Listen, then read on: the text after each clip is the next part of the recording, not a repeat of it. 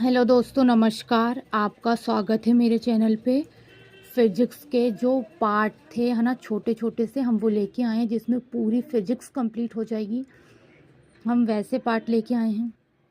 तो एक पेज में से तीन तीन पार्ट है, तो हम तीन पार्ट हर पार्ट एक एक दिन पढ़ रहे हैं। ऐसे सिर्फ कुछ ही पार्ट बचे हैं फिजिक्स के। तो आइए स्टार्ट करते। वन लाइन फैक्ट के साथ ही है पूरा।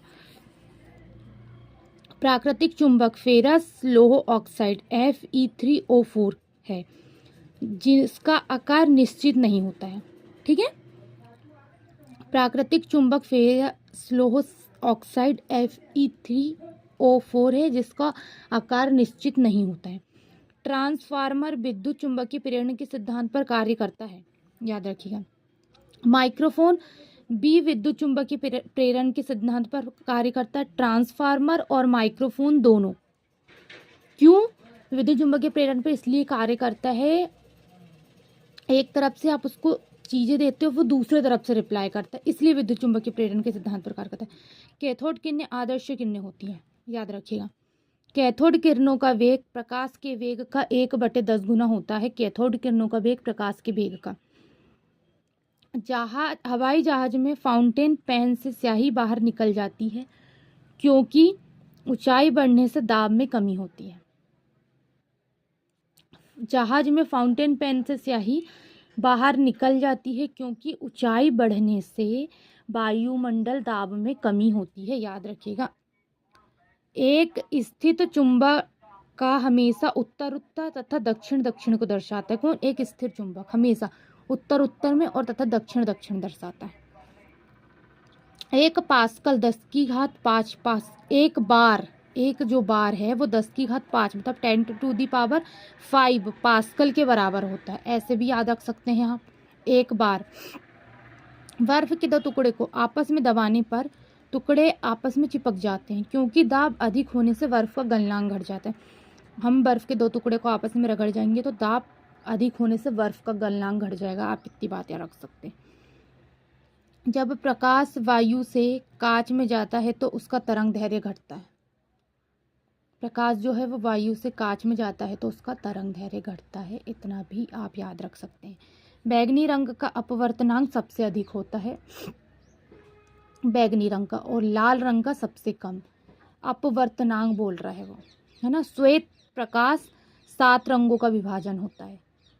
श्वेत प्रकाश जो होता है ना, वो 7 रंगों का मिश्रण होके विभाजित होता है, फिर इसलिए उसको 7 रंगों का विभाजन भी कहते हैं। श्वेत प्रकाश ही, और कोई नहीं, श्वेत प्रकाश ही 7 रंगों में पहले मिश्रण बनेगा। फिर उत्प्लावन बल में डूबे भाग के बराबर आयतन द्रव के भार के आयतन बराबर होता है।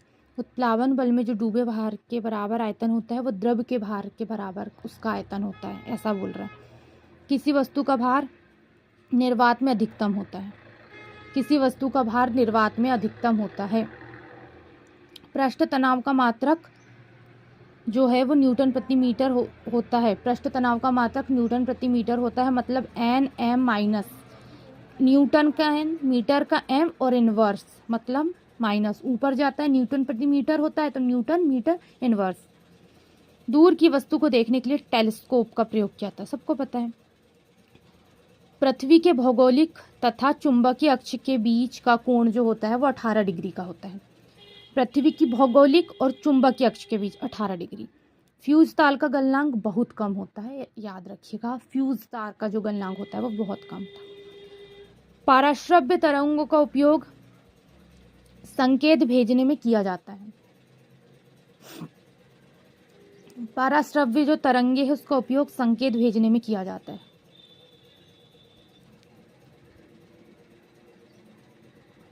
पराश्रव्य तरंगों का उपयोग संकेत भेजने में किया जाता है। पराश्रव्य तरंगों का उपयोग। तापक्रम बढ़ने से हवा का घनत्व घटता है। तापक्रम बढ़ेगा तो हवा का घनत्व घटेगा। बर्फ का घनत्व पानी के घनत्व से कम होता है, याद रखिएगा। यही कारण है कि बर्फ तैरती है। हाँ, पानी और बर्फ में बर्फ का घनत्व कम होता है, इसलिए बर्फ तैरती है। सर्वाधिक अगाध वर्णनीय धातु होती है सोना, ठीक है। अगाध वर्धनी धातु सोना। बर्फ और ढलवा लोहों को गर्म करने पर इसका आयतन घट जाता है। बर्फ और ढलवा लोहों को गर्म करने पर इसका आयतन भी घट जाता है। गर्म करने पर ठोस पदार्थों का घनत्व सामान्यतः घटता है। जब भी गर्म करेंगे ना तो ठोस पदार्थों का घनत्व सामान्यतः घटेगा। बर्फ एवं ढलवा लोहों को गर्म करने पर घनत्व बढ़ता है। आयतन घटेगा, अब भी पढ़े हमने, लेकिन घनत्व बढ़ेगा, याद रखिएगा। आयतन घटेगा, घनत्व बढ़ेगा। बर्फ की गुप्त ऊष्मा 80 किलो कैलोरी होती है। बर्फ की जो गुप्त ऊष्मा होती है वो 80 किलो कैलोरी होती है। ध्वनि का प्रसारण निर्वात में संभव नहीं है। ध्वनि का प्रसारण निर्वात में संभव नहीं है। चंद्रमा पर वायुमंडल की अनुपस्थिति के कारण प्रतिध्वनि नहीं सुनाई पड़ती है। चंद्रमा पर वायुमंडल की अनुपस्थिति के कारण प्रतिध्वनि सुनाई नहीं पड़ती है चंद्रमा पे। उत्तल जो दर्पण है में बना प्रतिबिंब हमेशा काल्पनिक, सीधा और वस्तु से छोटा होता है। यह मोस्ट इम्पॉर्टेंट है, आता ही है ये कि उत्तर दर्पण में बना प्रतिबिंब जो होता है वो वास्तविक होता है, वस्तु से छोटा होता है और सीधा होता है। इसको याद रखिएगा आप। हमारा ये वाला पार्ट पूरा कंप्लीट हो गया है फिजिक्स का। बहुत अच्छे से आपको तैयार करना है, बहुत बेहतरीन तरीके से, है ना। और अभी फ़िलहाल इसके लिए इतना, मैं कल नेक्स्ट पार्ट लेके आऊँगी। धन्यवाद।